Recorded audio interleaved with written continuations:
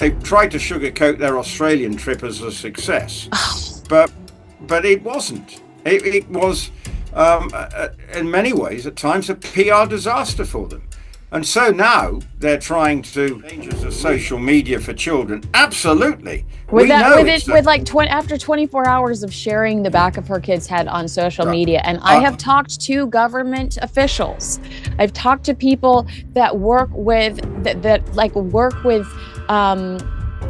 literally all that's about. They're trying to make King Charles the villain in that whole theatrical display, because if they can go to Nigeria, if they can go to where did they go? Colombia?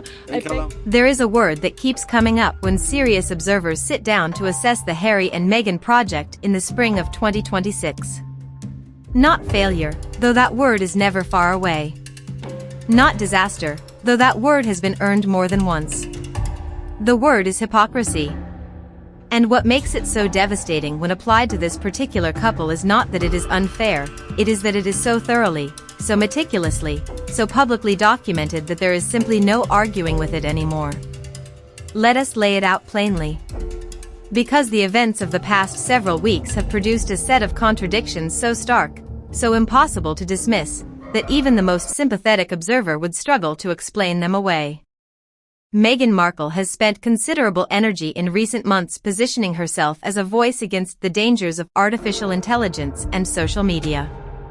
She and Harry have spoken publicly about the harm these platforms cause, the way they manipulate users, the damage they do to children. Harry, on a podcast last October, called the people running these platforms evil and wicked. Strong words. Powerful words. Words that suggested a deep and genuine conviction about the corrupting influence of the digital world on young and vulnerable minds. And then Meghan launched an AI-powered app. An application that uses artificial intelligence to help people identify and shop the clothing she wears in her photographs. The same artificial intelligence that she and Harry have publicly condemned as dangerous and exploitative. Boshoff didn't have to spell out what that Available means. for The audience download. does the spelling. A mother who is Built by photographed the weeping with Sussex joy at her operation. daughter's wedding ought to appear Promoted somewhere. on the same social media platforms that Harry called lawless. This is not a minor inconsistency. This is not a detail that can be smoothed over with a carefully worded statement from the Sussex communications team. This is a couple that has built an entire public identity around calling out the predatory practices of the technology industry while simultaneously deploying those exact same practices to sell lifestyle products to their followers. The gap between the rhetoric and the reality is not a crack. It is a chasm. And then there is Geneva. Because the World Health Organization speech, whatever its merits is a piece of advocacy, and those merits are real, has become impossible to separate from the context in which it was delivered. The night before Meghan flew to Switzerland to tell the world that children must be protected from the dangers of social media, she posted her 4-year-old daughter on Instagram. Not a full photograph. The Sussex operation is careful about faces.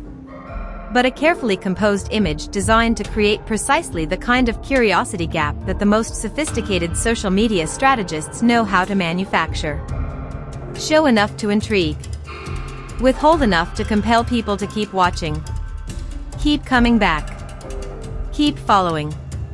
People who work with law enforcement, people whose job it is to find missing children, to track the online activity of predators, to understand how dangerous individuals identify and fixate on targets, have spoken about the way Meghan uses her children's images.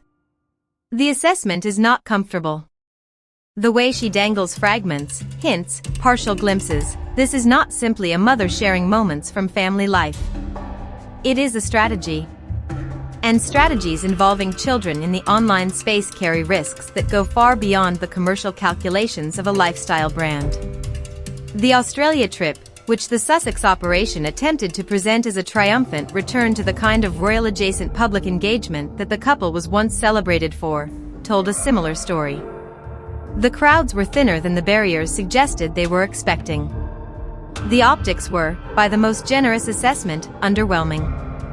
A damp squib in front of the Sydney Opera House. The same pattern repeated in Geneva, rows of seats that were not full, a public square that did not stop, a speech delivered to an audience that the circumstances of its delivery made impossible to take seriously. And what happened in the media coverage that followed? Every major outlet ran essentially the same headline. Meghan Markle delivers powerful speech. Word for word, outlet after outlet, the same phrase, the same framing, the same verdict delivered before the speech had been properly analyzed or the contradictions properly examined. This is what the Sussex communications operation is genuinely skilled at, generating copy that exhausted weekend journalists paste into their platforms without interrogation. The coverage is manufactured. The headlines are coordinated. And the gap between the coordinated headlines and the reality on the ground in Geneva is the gap that tells you everything you need to know about how the Sussex brand actually operates. Now let us talk about the pattern. Because what is emerging across the Australia trip, the Geneva speech, the As Ever relaunch, and the Invictus Games, where reports suggest significant leadership departures from the board, is not a series of isolated missteps. It is a pattern. Everything they touch, one longtime royal observer noted with evident exhaustion, turns not to gold but to slush. And the reason it keeps turning to slush is that the foundation on which the Sussex brand is built is not genuine conviction or genuine service. It is image management. And image management, without the substance to sustain it, eventually collapses under the weight of its own contradictions. The children are the most painful part of this to examine. Because Archie and Lilibet are not responsible for the choices being made on their behalf. They are 6 and 4 years old. They did not ask to be the centerpiece of an Instagram strategy. They did not consent to having their partially obscured images deployed to drive engagement for a lifestyle brand. They did not choose to become, as one observer put it, the pawns of the piece, the warmth and humanity that makes the commercial operation feel like a family rather than a business.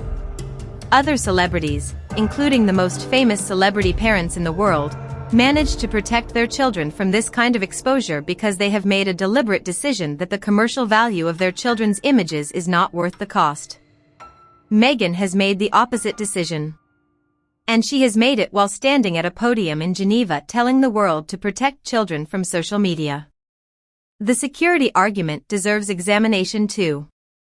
Because one of the persistent threads in the Sussex narrative is that Harry and Meghan cannot come to the United Kingdom because the British government will not provide adequate security. It is a claim they have repeated in interviews, in legal proceedings, in public statements. King Charles, the implication is always clear, is failing to protect his son and his son's family. A man with cancer, portrayed as a villain in a theatrical production designed to generate sympathetic headlines in the American press. And yet, this same couple has traveled to Nigeria, to Colombia, to Geneva, to Australia, to multiple international destinations where the security arrangements were, by any reasonable assessment, no more robust than what they would receive in Britain. They have jet-set across the world championing causes and launching brands and attending events. The security concern, observers with knowledge of how royal protection actually works have pointed out, is addressable. The relevant authorities require 28 days' notice. The protection would be provided. The obstacle is not the British government's willingness to protect Harry and Meghan. The obstacle is that the narrative of being refused protection is more commercially valuable to the Sussex brand than the reality of simply requesting it through the proper channels. This is the moment we have arrived at with Harry and Meghan in the spring of 2026. A moment where the gap between what they say and what they do has become so wide, so consistently documented, so impossible to attribute to misunderstanding or bad luck, that the only honest conclusion available is that the gap is intentional.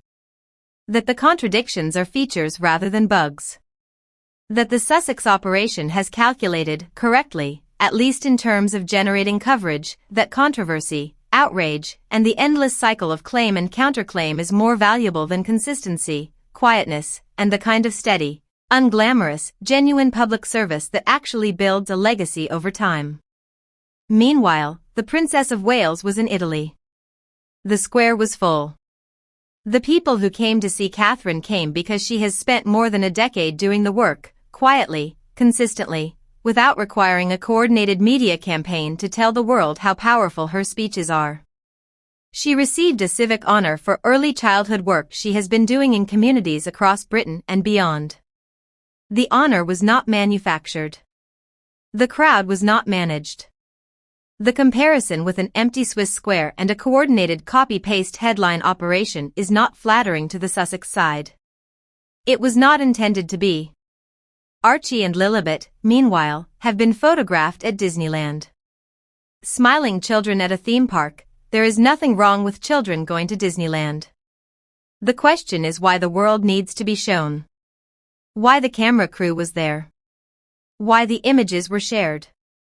The children of the Prince and Princess of Wales go to school, have friends, lead lives of reasonable normalcy, and the world knows almost nothing about the details of those lives because their parents have decided that is the appropriate way to raise children in the public eye. George and Charlotte and Louis are protected not because the palace prevents coverage, but because their parents have chosen protection over visibility. Harry and Meghan have chosen differently. And the choice they have made, to use their children as the emotional core of a commercial operation while simultaneously lecturing the world about protecting children from commercial operations, is a choice that the public, watching carefully, has noted. The woman on the bicycle in Geneva noted it too, riding past without stopping, without slowing, without a second glance at the woman at the podium telling the world to look away from the screen she had just used to show the world her 4-year-old daughter. The receipts, as they say, are all there. On the record. Time-stamped. Available for anyone who wants to look. If this video gave you something to think about, hit that like button right now. It helps this channel reach more people who care about the real story behind the headlines. Subscribe and ring the notification bell so you never miss our next video. Thank you so much for watching. We will see you in the next one.